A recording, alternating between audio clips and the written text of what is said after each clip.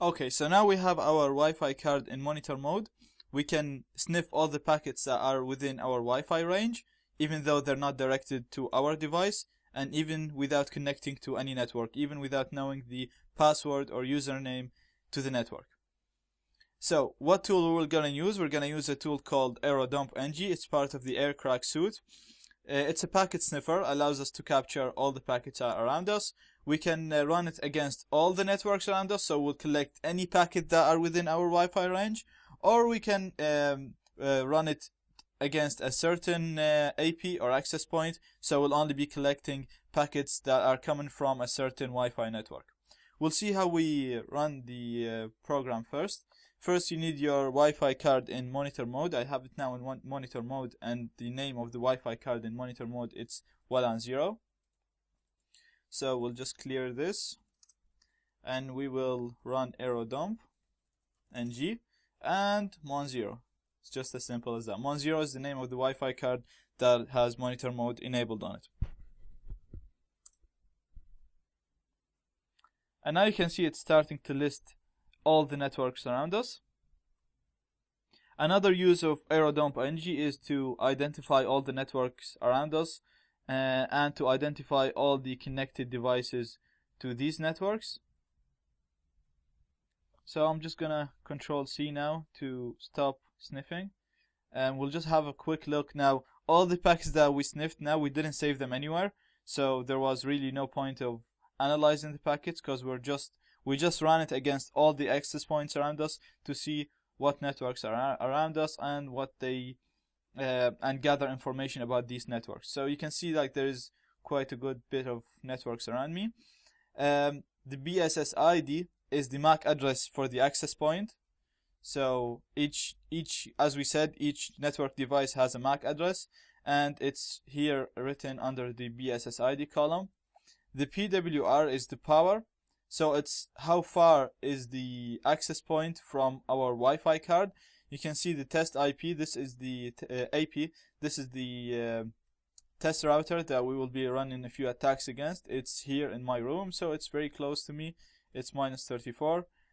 You can see as you go down, the networks are further and further away from me.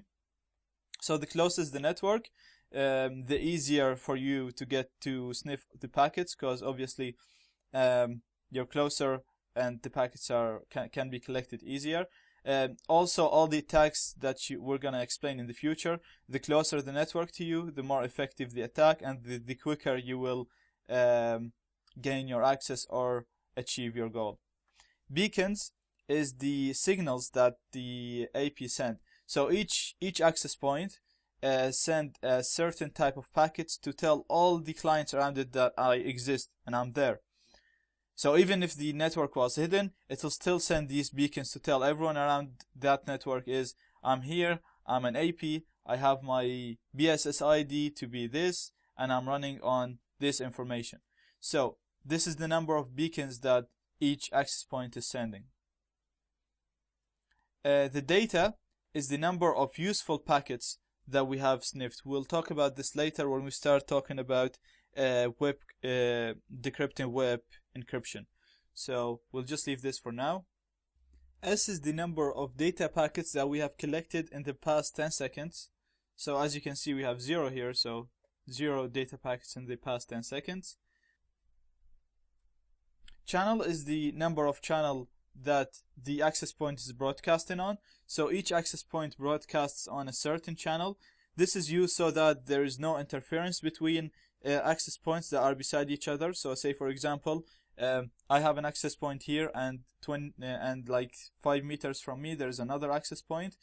If both of them are running on the same channel, there will be interference between those two access points, and the signal between them will be shorter, so the range of those access points will be shorter.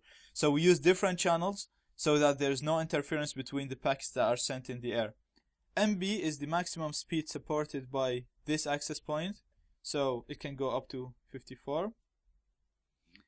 Ink is the encryption that's used in that access point. So we see the encryption here is web, here is WPA2, here is web again, we have WPA here. And if it's an open network, you'll see OPN here in the encryption. Cipher is the cipher that's used to decrypt the packets. So for WIP, it's WIP. But for WPA2, it can be CCMP, it could be TKIP. We'll talk about these later when we get into WPA cracking. Auth is the type of authentication that's required for this access point. So we have PSK, pre-shared key here. We have MGT for this one. And we'll talk about this later as well when we go to WPA cracking.